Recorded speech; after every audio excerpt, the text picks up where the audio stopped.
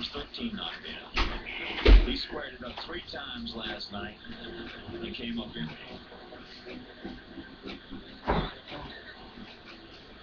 And he's had a tough time against Wade Davis. He's faced him 12 times and he's drawn the column. Which just goes to show you he is due. Yeah, he was never been swinging the bat like he is right now when he faced Davis before. When we talked about yesterday, remember the McCarty deep right center, one almost dead center, 395 volt. Out and another one. Oh yeah, that one barreled up. He just underneath it. So 1 out, and here's your chance to see what it feels like to be, as you just saw Pat and Roger, to be a White Sox groundskeeper for the day. You'll have the opportunity to threaten the infield with Roger Boston. Before the game, threaten the infield, change of base during the game, take home a piece of ballpark side, commemorative base, and much, much more. The data's experience also must mutually be agreed upon. So WhiteSox.com/ultimate bid. It's over 8 o'clock tonight, so get yours in.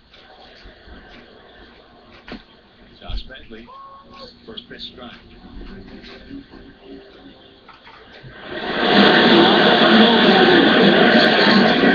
Rough night last night for Josh. A couple opportunities with some guys on base. Yeah, but you get those good pitchers out there, Mikey. You know, you face. That's why they're good pitchers. They know how to get their guys out when they're in a jam. They know how to pitch out of the jam. Youngsters sometimes panic out there and they give you a fat cookie. But your James Shields, Jake Peavy's, those good pitchers. Don't scare them one bit. When you came up, who was the veteran that you wanted to hang around, kind of pick his brain on opposing pitchers and stuff? Actually, I enjoyed talking to pitchers more than I did other hitters. Did you? Yeah.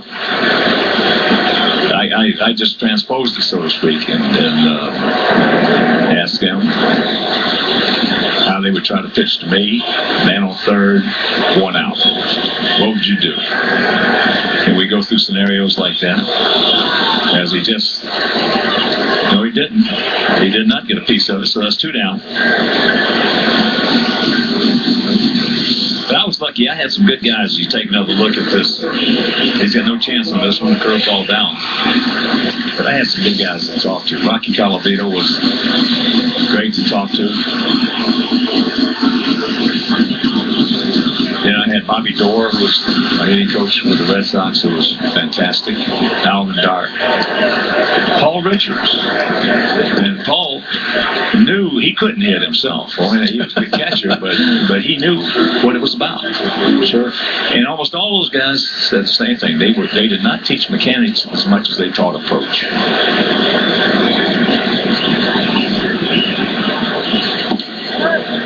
Diaz grounded out to Getz. Billy Butler and I were talking about it before the game. That's one reason he really liked Kevin Seitzer. And I did too. I think Kevin Seitzer was a terrific hitting coach. He was there, and they let him go. Brought in George and the new hitting coach out of Florida State, Pedro Grifol. But one of the reasons that Butler liked Seitzer so much is Butler was just almost an identical copy of Seitzer, only bigger and stronger. Sure. Kevin Seitzer knew how to hit, and he was a good hitter, especially in the 7th, 8th, and 9th innings.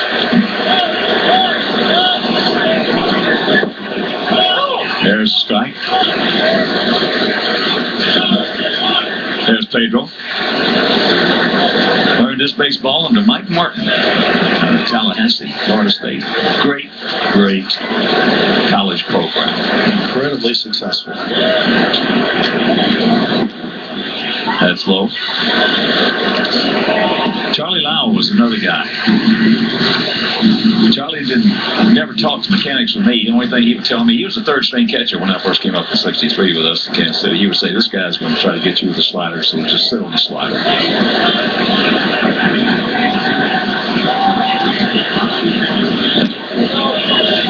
it's ball 4. But there are things, Mike, I don't even know if you experienced this, but there are things. Camilo Pascual was one of the most underrated pitchers, under-the-radar pitchers in baseball. He was a 20-game winner with bad clubs. He threw about 97, 98, was one of the greatest curveballs in history of the game. Well, I'm a kid. We're going to play them in Minnesota. And Alvin Dark's the manager. He puts me in there. He's got me hitting cleanup. He's got Calavito hitting third, me hitting fourth, and Jim Gentile hitting fifth. And he looked at me and says, "You wonder why you're in there today against him?" Because I was platooning. I said, "Yeah." He said, "Because you're a good high fastball hitter. And I want you to go up to that plate, and if he gets 3 curveballs over, don't worry about it. I'll take that strikeout. If he does it the second at bat, I'll take that strikeout." He said, "You just look for that high fastball, and when you get it, you hit it." And it worked.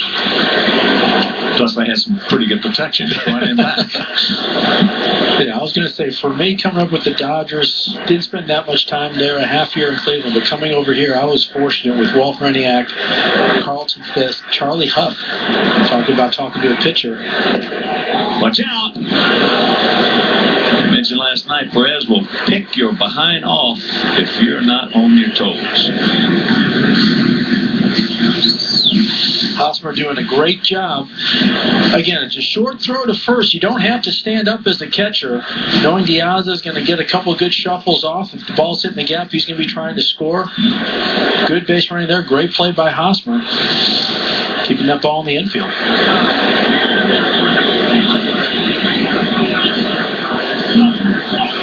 Ramirez now, 2-0.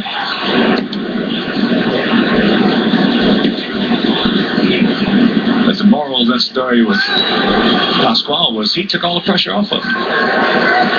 So if I struck out 3 times, he said, "Don't worry about it." He said, "I'll tell the press, those are my strikeouts."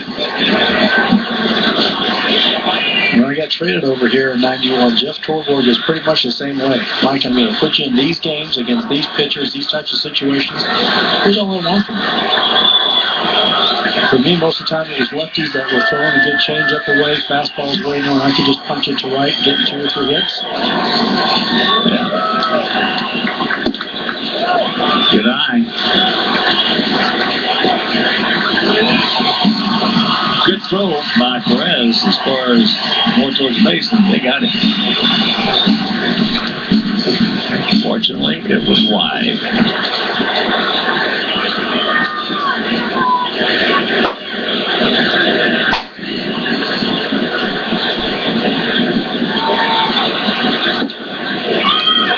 So, 2 out, back-to-back walks to Piazza, Ramirez, and here comes Rios.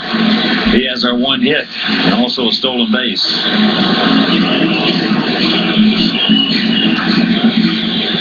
Good time for the second one of the night. More than likely, a base hit's going to score 1. A gapper probably scoring 2. We talked about Alex picking up his 22nd stolen base of the year. Ramirez with 21, Diaz with 12. Top 3 base stealing threats for the White Sox. It'll be fun to see a ball in the gap and watch them all run. Yeah.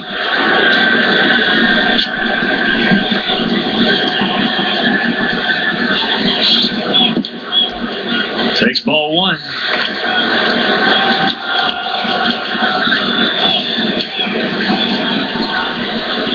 Here comes pitching coach Dave Island. Right, coming out. Saying, "Okay, pitching a great game. Let's get back to throwing strikes." There you see manager Ned Yost. 10th season. Managing the big leagues 4th with the Royals. I'm sure he's got to be as frustrated as Robin. Coming in this year, our pitching staff, their pitching staff, solid. Just waiting for the hitters to kind of come through, and unfortunately, it hasn't happened for Kansas City like it hasn't happened for us. Swung at a pitcher's pitch right there. So the count evens at 1.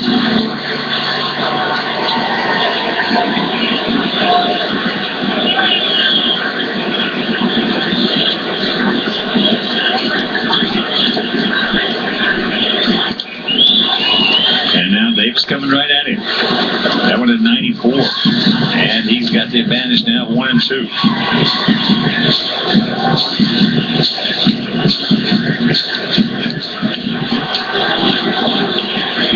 Well, this is where against Verlander we were able to take advantage of some mistakes. That's a good piece of hit. Ball again right on that outside corner. Well, you know, we have not had any kind of consistent continuation hitting this year. And against Verlander in that game, we did.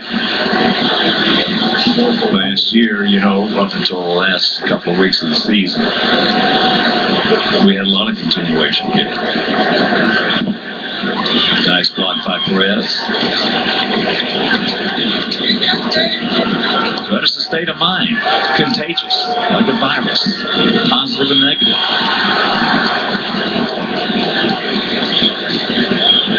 Well, it doesn't always have to be the long ball, like you said. Where it gets contagious is a base hit, a first and third, and then another first and third, and then a gapper. You got guys on second and third, and like you said, everyone starts to loosen up a little bit. Pitcher starts to tighten up a little bit. That's into right field. That's off the end of the bat. Low is there. So we have a mild 2-out threat. And we're into the fourth scoreless.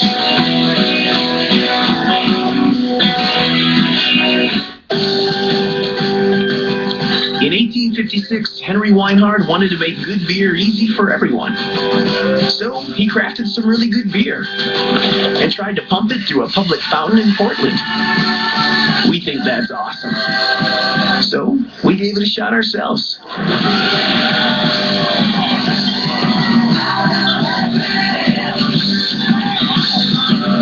This is Henry Weinhard's. Good beer made easy. There are two truths when it comes to baseball and car insurance. Just think 15. In baseball, it takes 15 outs to get to the middle of the third inning. And in car insurance, you could save 15% or more by switching to Geico. All summer long, whether it's baseball on WGN America or car insurance from Geico. 15 is all you need to know. Rolling, take 13. Geico's defensive driver, good student and multi-policy discounts could save you hundreds of dollars. Geico's discounts could save you hundreds of dollars. It sounds like you're saying dollars. Dollars? If you could accentuate the R sound of dollars. R.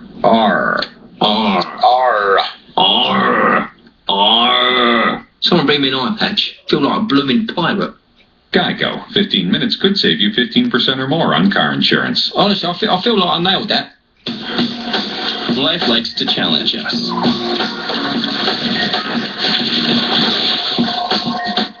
Because life just wants us to be ready. For anything. It's the 30th anniversary of a team we all love, the 83 Winning Ugly Sox team, and this prize package is for lovers of that team. We got 4 tickets to a game, premium seats, autographed items from Tony La Russa, Lamar Hoyt, Carlton Fisk. You're even going to get an autographed Greg Lazinski bobblehead. Yeah, it could be Chris Sabo or Wayne Tollison, but you know what? It's Greg Lazinski. We promise it's his signature. WhiteSox.com/ultimate bid. And there's just over an hour. In fact, there's 61 minutes left in the voting, and this is what the current bids are. Bidding will end at 8 o'clock as there's first pitch strike to Billy Butler, who walked back in the first inning.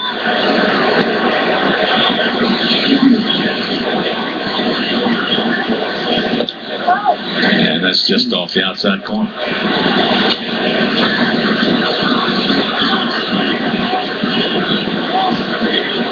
Billy in the middle of a 4-game hitting streak, 7 for 14 over those 4 games. I can guarantee, like he did against us, they're all not getting pulled. They're all not trying to get hit home runs. We talked about it last night and touched on it earlier. Good hitters take what pitchers get them. But you can help yourself out with what you're trying to do with that guy. This guy's got a terrific approach.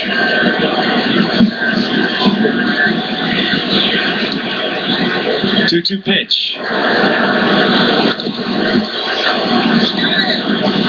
And you talk talked about the approach, right? That was a nasty backdoor slider starting on the other batter's box, and Billy realizing been called to strike a couple times. This one a little further out. I'm just going to try to hang around, just knock this one foul, and he barely does. But that's a sign of not just good, great hitter. And there's a bullet right back through the middle. So the leadoff man aboard.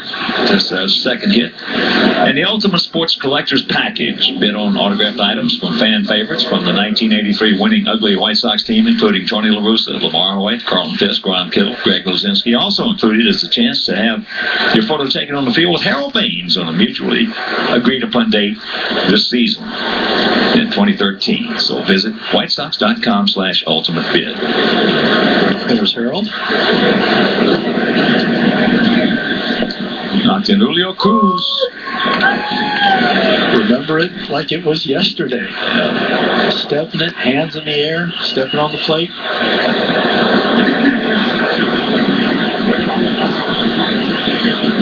That was a fun team to watch.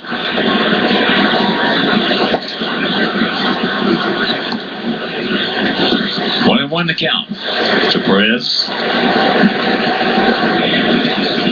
He went out fairly deep to right field.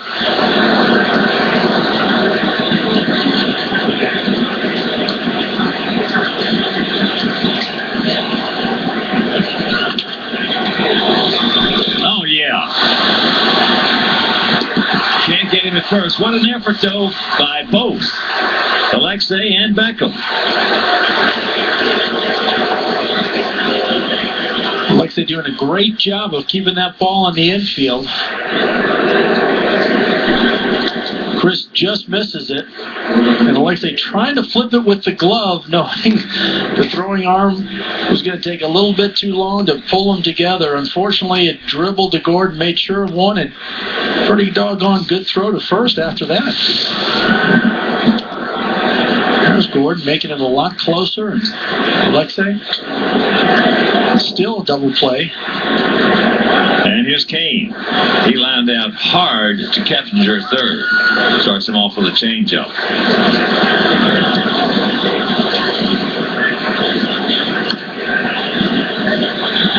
And that's what you like seeing if you're a White Sox pitcher. Batters getting up there, shaking their heads. Probably looking for one type of pitch and seeing the others.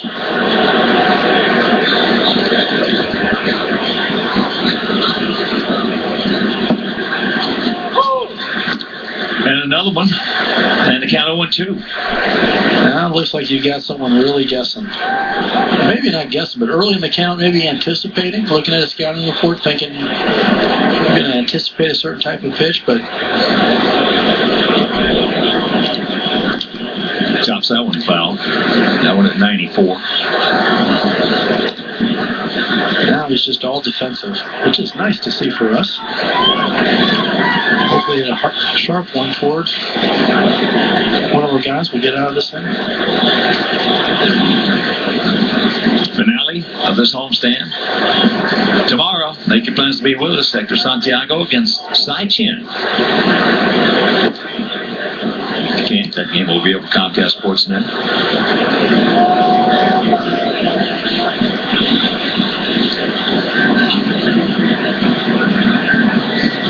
There's Hector.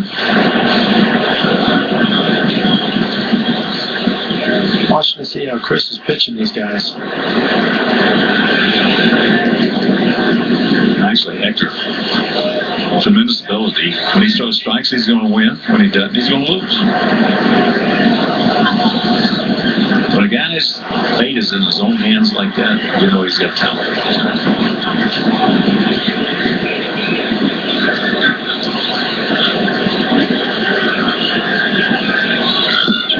Change up. He gone.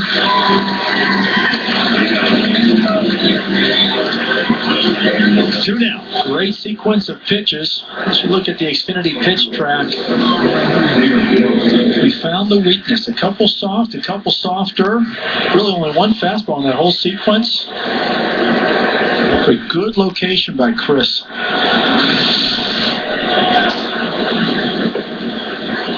There's the handful of guys out having a good night. Groomsmen looks like a... Let's take a look at that strikeout pitch. Look at the grip right here on his changeup. So one of those circle changes. That's the easiest one to teach youngsters, the circle change. Big sweeper right there. Puts low in the big hole, 0-2. Strikeout in the second inning. Circle change, kids, is just where you make a circle with your thumb and your forefinger, index finger, and you put the baseball, the seams, right between your outer three fingers, and throw it just like a fastball. He gone. And that'll do it. They get the leadoff single by Billy Butler. Goes for naught.